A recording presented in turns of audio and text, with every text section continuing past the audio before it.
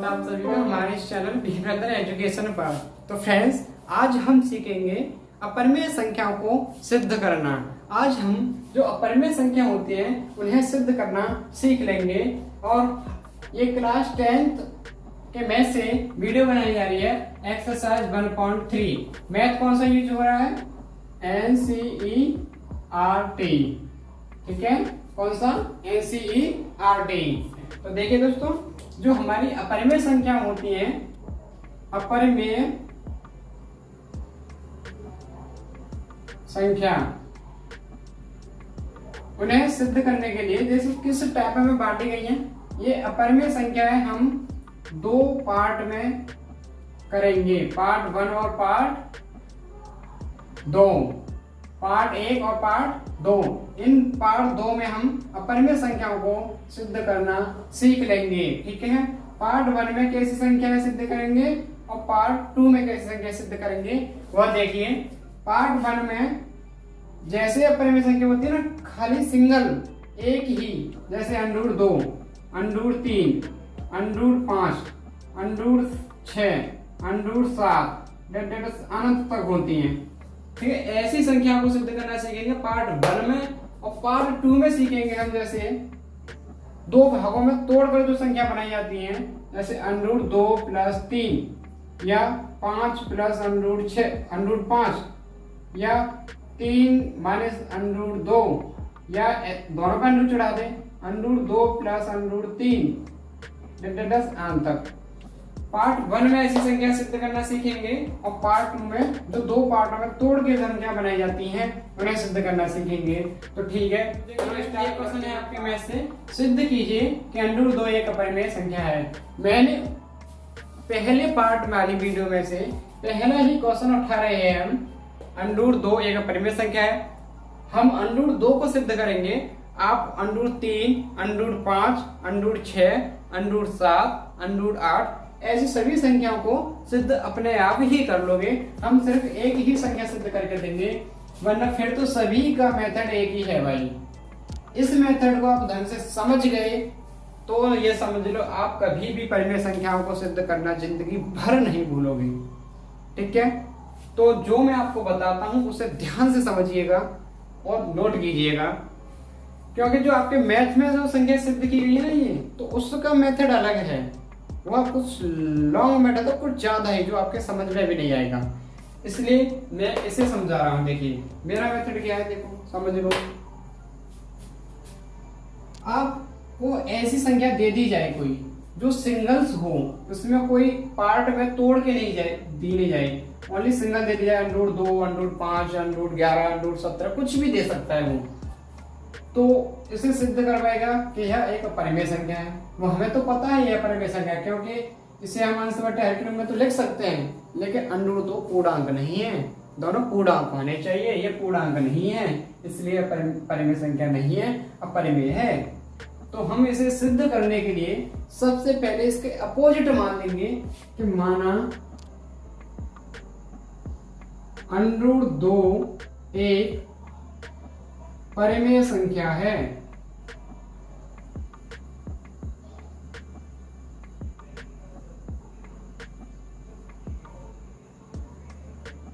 ठीक है, सबसे पहले क्या करोगे, आप इसके अपोजिट मान लोगे कि माना √2 एक परिमेय संख्या है। अब क्या करोगे, जब यह एक परिमेय संख्या है तो इसे आप P/Q के रूप में लिख सकते हैं, अंश और हर के रूप में, जहां पर P और Q क्या है? सहअभाज्य संख्या है।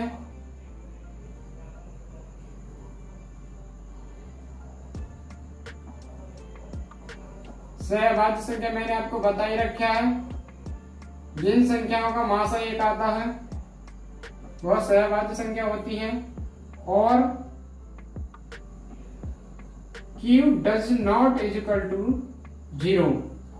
Q जहां पर जो P और Q है ना, सहअभाज्य संख्या है, और Q का मान 0 नहीं हो सकता, यानी हर इसका 0 नहीं हो सकता है, वरना तो भिन्न का मान अनंत हो जाएगा इसका P/Q का। ठीक है, तो ऐसी संख्याओं को सिद्ध करेंगे। सबसे पहले ये तो आपको लिखना ही लिखना है इतने हर सवाल में, फिर आगे क्या करना है।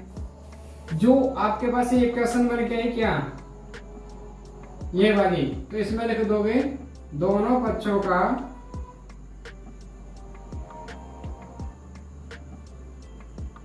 वर्ग करने पर। आगे क्या करेंगे, दोनों पक्षों का वर्ग करने पर, ठीक है। तो √2 का भी वर्ग कर दोगे और P/Q का भी वर्ग कर दोगे, ठीक है। अगली लाइन में क्या लिखोगे, √2 का वर्ग कितना हो जाता है भाई 2, सिंपल सी बात है, √2 का गुणा √2 से करेंगे तो √2 हट जाता है। P/Q का वर्ग करोगे तो P²/Q² हो जाएगा। इसके आप बट्टे में 1 मान लो, इसमें लिख दो कैंची का गुणा करने पर, कैंची का गुणा करने पर, ठीक है। √2 का वर्ग किया 2 हो गया, इसका वर्ग करेंगे तो P²/Q² हो जाएगा। अब इसमें क्या कर देंगे, क्रॉस मल्टीपल कर देंगे। देखो P² का 1 में करेंगे तो P² हो जाएगा और Q² का 2 में करेंगे तो 2 × में Q² हो जाएगा। क्योंकि Q² यहाँ 2 में है, इसके इधर साइड लाएंगे तो ये भाग में हो जाएगा, तो ये हो जाएगा P²/2 बराबर Q², ठीक है। P²/2 बराबर Q²। ये आ गया हमारे पास एक समीकरण, इसे समीकरण नाम 1 दे दो। आगे लिखोगे क्या, कहां से लिखें भाई, चलो यहीं से लिख देते हैं।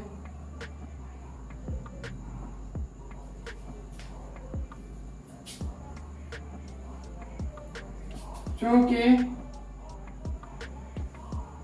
P² 2 से भाज्य है,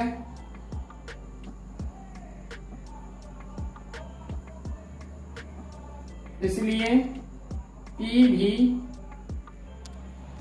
2 से भाज्य होगी।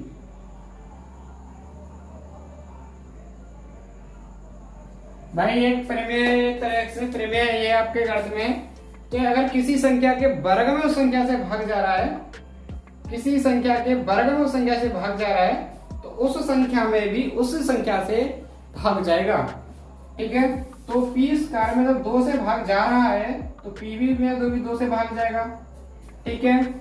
अगर मान के चलो P में 2 से भाग देंगे तो K बन आएगा, K बन आ रहा है क्योंकि हमें तो पता नहीं क्या आ रहा है। P में 2 से भाग दिया तो K बन आ रहा है, बट्टे बनवा लोगे, इसके भी क्या कर दो, कैंची का गुणा कर दोगे, ठीक है। पुनः लिख दो कैंची का गुणा करने पर, ठीक है। यहां से लिखो,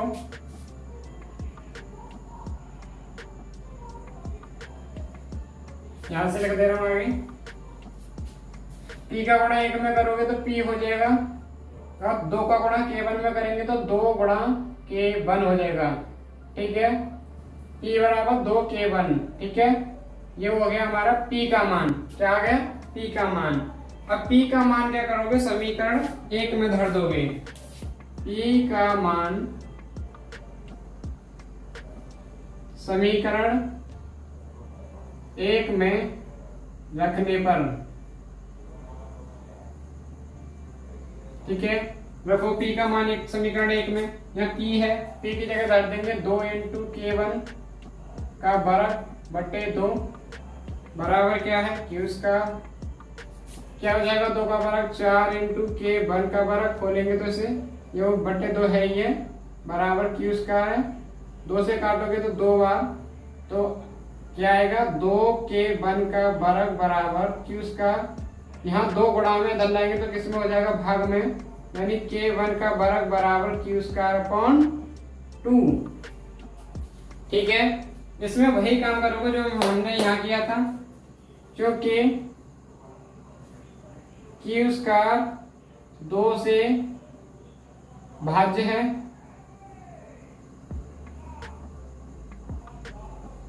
इसलिए क्यू भी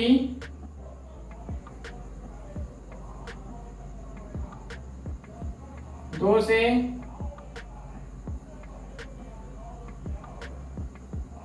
भाज्य होगी। ठीक है, क्यू भी दो से भाज्य होगी। मान के चलो क्यू में दो से भाग जा रहा है तो के टू आ रहा है, इस बार के टू मान लेते हैं। क्या आप कहोगे कि केवल के टू क्यों मान रहे हो? क्यू में भाई दो से भाग देंगे, क्या आप बता सकते हो कितना आंसर आएगा? नहीं बता सकते, क्योंकि ये तो भाई एक इंटीजर है और ये एक अल्फाबेट है। अल्फाबेट में इंटीजर से कहां से भाग जाएगा भाई? तो के टू आ रहा है, बट्टे पर मानोगे और क्या कर दोगे? पुनः से कैंची का गुणा।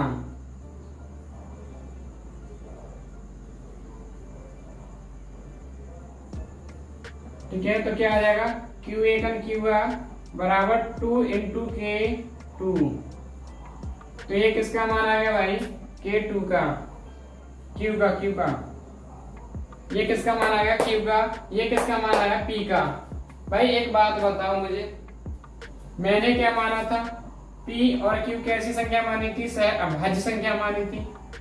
सहभाज्य संख्या में क्या होता है?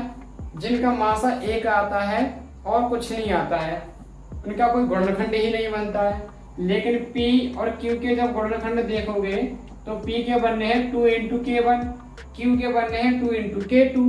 तो इसमें से देखोगे तो आप दो कॉमन आ रहा है, उभयनिष्ठ हो रहा है, यानी दो मासा आ रहा है। P और Q जो दो संख्या थी उनमें तो दो मासा आ गया, यानी ये P और जो Q है इनका मासा दो आ रहा है, तो ये सहभाज्य संख्या तो हो नहीं सकती। हमने मान लिया था कि यह सहभाज्य संख्या है। तो इसका मतलब पता है क्या हुआ?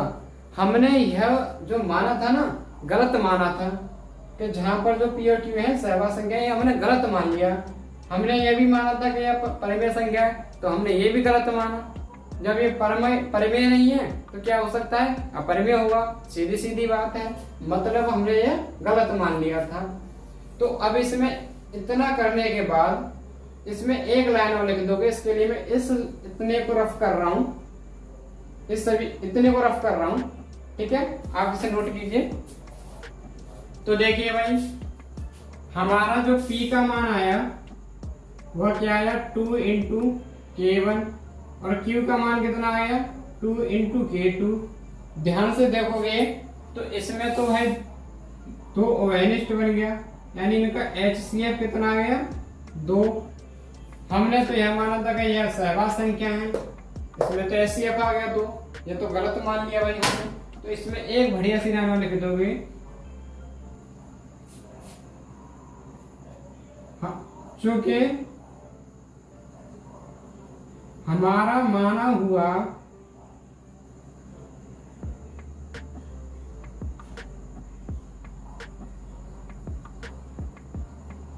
गलत था,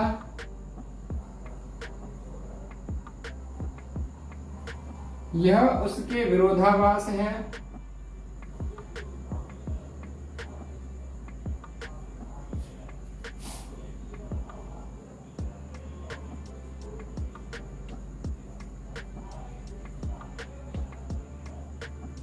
यह उसके विरोधाभास है, अतः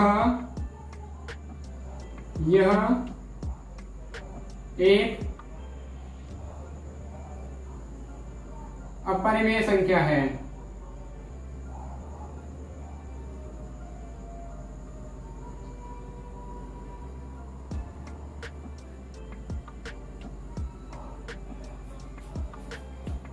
यहाँ की जगह नोट 2 लिख लो तो बढ़िया रहेगा।